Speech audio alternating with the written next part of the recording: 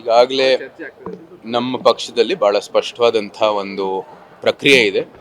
ಇದು ನಮ್ಮ ಸೂಕ್ತವಾದಂಥ ಸಮಿತಿಯಲ್ಲಿ ಕೇಂದ್ರದ ವರಿಷ್ಠರಿರ್ಬೋದು, ರಾಜ್ಯದ ವರಿಷ್ಠರಿರ್ಬೋದು ಕೂತ್ಕೊಂಡು ಯಾರು ಅರ್ಹರು, ಯಾರಿಗೆ ಒಂದು ಒಳ್ಳೆ ಜನರಲ್ಲಿ ಒಂದು ಅಭಿಪ್ರಾಯ ಇದೆ ಅವ್ರು ಆಯ್ಕೆ ಮಾಡಿಕೊಂಡು ಅವ್ರಿಗೆ ಟಿಕೆಟ್ ಕೊಡುವಂಥದ್ದು ಒಂದು ಪ್ರಕ್ರಿಯೆ ಇದೆ.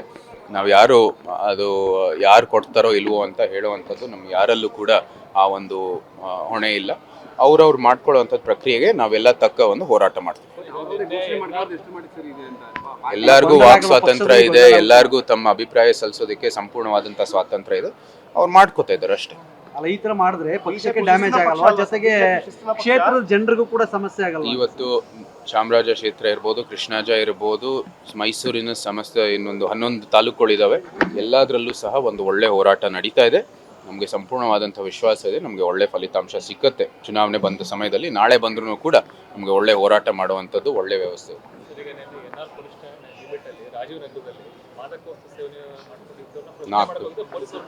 ನಾಲ್ಕು ಜನ ಹಲ್ಲೆ ಮಾಡಿರ್ತಕ್ಕಂಥದ್ದು. ಈಗಲೂ ನಾನು ಅದರದ್ದು ಒಂದು ಎಕ್ಸಲ್ಲಿ ಆಗಲೇ ಸ್ಟೇಟ್ಮೆಂಟನ್ನು ಕೊಟ್ಟಿದ್ದೀನಿ. ಇದು ನಿರಂತರವಾಗಿ ನಡೀತಾ ಇರ್ತಕ್ಕಂಥ ಒಂದು ಸಮಸ್ಯೆ. ಕಾನೂನು ಮತ್ತು ಸುವ್ಯವಸ್ಥೆ ಸಂಪೂರ್ಣವಾಗಿ ನಮ್ಮ ರಾಜ್ಯದಲ್ಲಿ ವಿಫಲ ಆಗಿದೆ. ಬಳ್ಳಾರಿಯ ಒಂದು ಪ್ರಕರಣ ಇರ್ಬೋದು, ಹೂಬ್ಳಿನಲ್ಲಿ ನಡೆದಿರ್ತಕ್ಕಂಥ ಪ್ರಕರಣ ಇರ್ಬೋದು, ಇವತ್ತು ಇಲ್ಲಿ ಮೈಸೂರಿನಲ್ಲಿ ಹಿಂದೆ ಡ್ರಗ್ಸ್ ಕಾರ್ಖಾನೆ ಪತ್ತೆ ಆಗಿರ್ತಕ್ಕಂಥದ್ದು, ಬೆಂಗಳೂರಿನಲ್ಲಿ ಇನ್ನೊಂದು 2-3 ಪತ್ತೆ ಆಗಿದೆ. ನಂತರ ಇಲ್ಲಿ ಡ್ರಗ್ಸ್ ನಶೆಯಲ್ಲಿರತಕ್ಕಂಥ 4 ಯುವಕರು ಪೊಲೀಸ್ ಕಾನ್ಸ್ಟೇಬಲ್ ಮೇಲೆ ಹಲ್ಲೆ ಮಾಡಿದ್ದಾರೆ. ಹಿಂದೆ ಉದಯಗಿರಿ ಠಾಣೆ ಮೇಲೂ ಕೂಡ ಹಲ್ಲೆ ಮಾಡಿರ್ತಕ್ಕಂಥದ್ದು. ಈ ಥರ ಕಾನೂನು ಮತ್ತು ಸುವ್ಯವಸ್ಥೆಗೆ ಸಂಬಂಧಪಟ್ಟಿರ್ತಕ್ಕಂಥ ಸಮಸ್ಯೆಗಳು ನಾವು ಉಲ್ಲೇಖ ಮಾಡ್ಕೊಂಡು ಹೋಗ್ತಾನೆ ಇರ್ಬೋದು. ಸಮಸ್ಯೆಗಳು ಈಗ ಹೆಚ್ಚಾಗ್ತಾ ಇದ್ದಾವೆ ರಾಜ್ಯದಲ್ಲಿ. ಕಾನೂನು ಮತ್ತು ಸುವ್ಯವಸ್ಥೆ ಇವತ್ತು ಕಾಂಗ್ರೆಸ್ಸಿನ ಒಂದು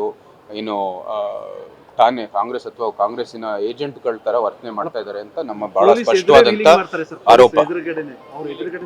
ಅದು ತಕ್ಷಣ ಆ ಒಂದು ಪ್ರಕರಣ ನಾವು ಕೂಡ ಪರಿಶೀಲನೆ ಮಾಡಿ ತಕ್ಷಣನೇ ಅವರು ಕ್ರಮ ತಗೊಂಡಿದ್ದಾರೆ. ಅದು ಇಲ್ಲಿ ಉಲ್ಲೇಖ ಮಾಡುವಂಥದ್ದು ಏನಿಲ್ಲ. ಆದ್ರೆ ಇಂಥ ಒಂದು ಮಾಡೋದಕ್ಕೆ ಏನಕ್ಕೆ ಅವಕಾಶ ಕೊಡ್ತಾ ಇದ್ದಾರೆ ಅಂತ, ಯಾಕಂದ್ರೆ ಕಾನೂನು ಮತ್ತು ಸುವ್ಯವಸ್ಥೆ ಬಗ್ಗೆ ಇವತ್ತು ಯಾವುದೇ ರೀತಿಯ ಒಂದು ಭಯ ಇಲ್ಲ.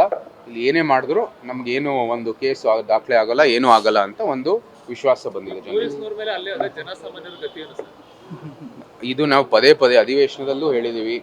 ಮತ್ತೆ ಇಲ್ಲಿನೂ ಕೂಡ ನಿಮ್ಮ ಮಾಧ್ಯಮದ ಮೂಲಕ ನಾವು ಇದು ಹೋರಾಟವನ್ನು ಮಾಡ್ತಾ ಇದೀವಿ. ನಂತರ ಬೀದಿಗಳಲ್ಲೂ ಹೋರಾಟ ಮಾಡಿದ್ವಿ.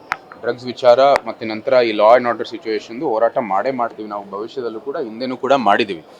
ಆದರೂ ಸಹ ಇಲ್ಲಿ ನೀವು ಗೃಹ ಮಂತ್ರಿಯ ಒಂದು ಸ್ಟೇಟ್ಮೆಂಟ್ಗಳು ನೀವೆಲ್ಲರೂ ಗಮನಿಸಿದ್ದೀರಾ. ಮತ್ತೆ ಮುಖ್ಯಮಂತ್ರಿನೂ ಕೂಡ ಇದ್ರ ಬಗ್ಗೆ ಯಾವುದೇ ಒಂದು ಘೋಷಣೆಗಳು ಅಥವಾ ಸಲಹೆಯನ್ನು ಅಥವಾ ಏನೋ ಒಂದು ನಿರ್ದೇಶನವನ್ನು ಕೊಟ್ಟೇ ಇಲ್ಲ. ಯಾರು ಕೂಡ ಇದಕ್ಕೆ ಸರಿಯಾದಂಥ ರೀತಿಯಲ್ಲಿ ಪ್ರತಿಕ್ರಿಯೆ ಕೊಡ್ತಾ ಇಲ್ಲ ಆಡಳಿತ ಪಕ್ಷದ ವರಿಷ್ಠರು. ಚಾಮರಾಜ ಕ್ಷೇತ್ರದಲ್ಲಿ ಆಗಲೇ ಸ್ಟೇಟ್ಮೆಂಟ್